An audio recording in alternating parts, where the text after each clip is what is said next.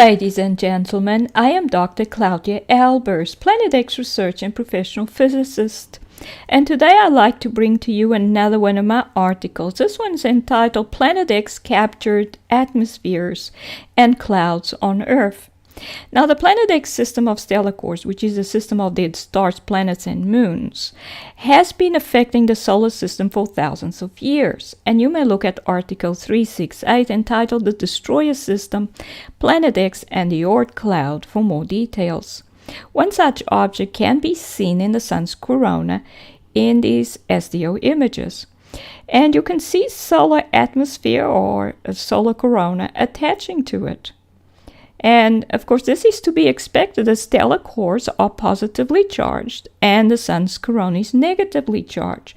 So it will be attracted to the stellar core. The sun's corona will be attracted to it. So you have a positively charged object, and of course, the sun's corona is negatively charged. And as you can see, it's a perfectly spherical object. It looks dark in the sun's corona. It seems to be drawing the sun's corona to itself. So because we can see the sun's corona attaching to it at several points here, these objects will draw the Earth's atmosphere in the same way when they approach the Earth. And you may look at Article 452 entitled Planet X Objects are Destroyers with Low Gravitational Influence. Now, the reason why the sun's corona is negatively charged and why the core of all celestial objects is positively charged is because of the gravitational interaction. And the charge separation part of the gravitational interaction causes oppositely charged matter to separate into an inner positive region and a negative outer layer, so that this structure occurs everywhere on the micro and macroscopic scale. In other words, from atoms to galactic nuclei. And you see the simplest atom we can have here. That's the hydrogen atom. It has one proton in the nucleus, one electron in its outer layer. The same structure. Positive, dense interior, low density, negatively charged outer layer. And the same will occur with a galactic nucleus, with a star, a planet, a quasar, which is a protogalaxy. They will all have the same structure. And for more details on that, you may look at Book 3, entitled Planet X Revealed Gravity and Light. Now, here we see one of these stellar cores coming in towards the sun. And it seems to be surrounded by a huge number of objects, possibly debris, possibly smaller stellar cores, a huge number of objects. And for more details on this, you may look at Article 425 entitled Incredibly Fast Object in Revealing HI-1A Images Likely Larger than the Sun. Because this object ended up being extremely large, and I estimate its size in that article. So the smaller pieces that we see here must be very large as well. But all these pieces seem to be enveloped in a toroidal or donut-shaped cloud, which they most likely drew from the sun in an earlier close approach to the sun. Because remember, you can see that they seem to draw, when they arrive in the sun's corona, to draw that part of the sun, which is the sun's atmosphere, towards themselves. Now, this is the 2007 stellar core, which approached the sun on February 20th, 2007. So this is a stereo B core 2 image, and you can see the object there. And this object was dark and seemed to have what I then called a toroidal-shaped envelope. And I called it an ionizing envelope because it emitted light from this cloud layer or atmosphere, toroidal-shaped atmosphere around it, which was somewhat in this shape. It seemed to emit more light on this side, which was facing away from the sun, than on the other side. There was a bright spot there. And for more details, you may look at Article 98 entitled Planet X and Stellar Evolution. So this object also had this cloud-like structure around it. It also seemed to have a debris field that seemed to be visible further out from the object. So the 2007 stellar core had a dark core and was surrounded by a toroidal-shaped cloud which emitted light. And therefore I called it an ionizing envelope, as it was likely to be what was left, either what was left of the star's atmosphere, or it was a gained atmosphere. Well, at the time I thought it was part of what was left. Now, it seems that it is most likely a captured atmosphere, because we see these objects drawing that atmosphere from the sun's corona. And this object seems to be a star. It was quite large. It was about 2.2 times larger than Jupiter. And so it would have been the core of what was once a star. So the object seems to be a star, and thus, as it absorbs photon gravitational energy, it ionizes its cloud its cloud envelope so that it emits light. And here you can see that as it approached the sun, this envelope that surrounds the object, cloud envelope, got darker and darker. You can see it approaching the sun there.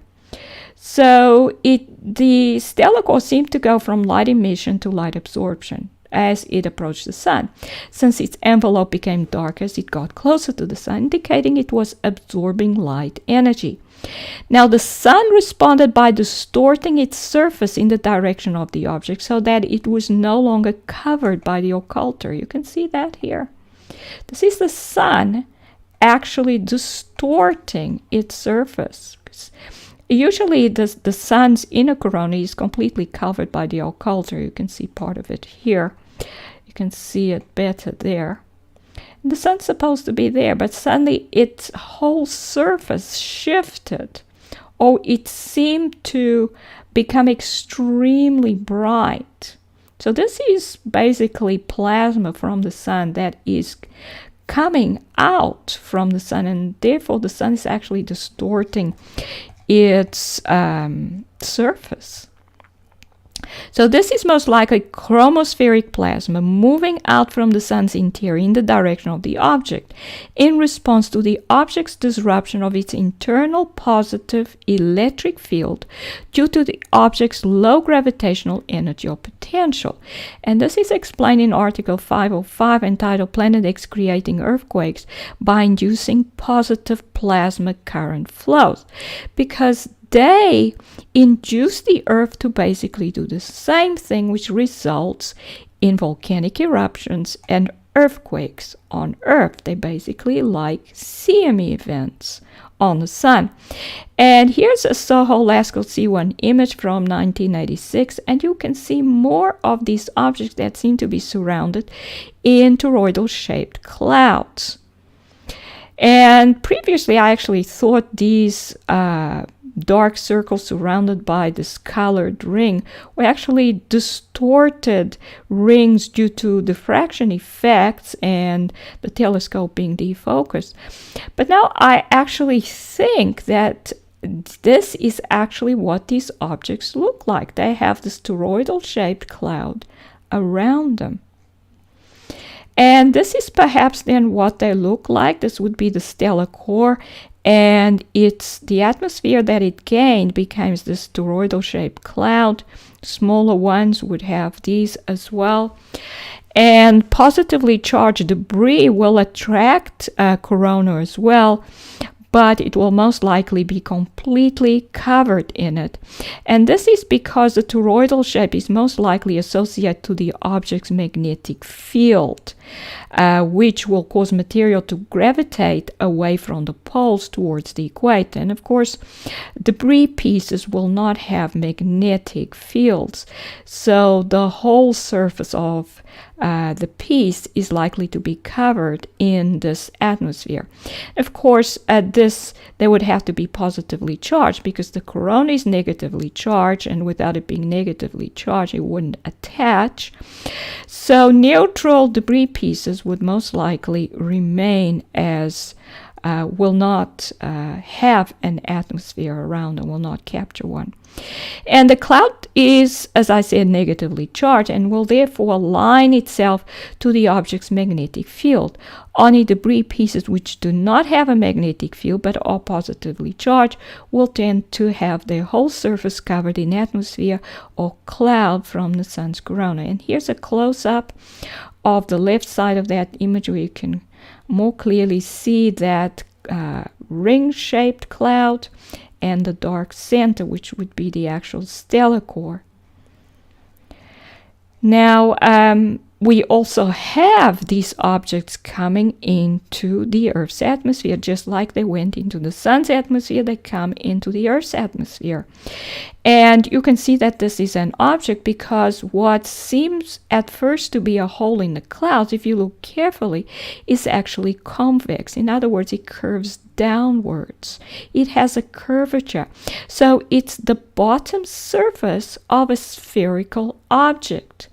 And it's blue because there are sun simulators, holographic projectors, which emit blue light and shine the blue light onto the bottom of the object so that it looks like it's just a break in the clouds.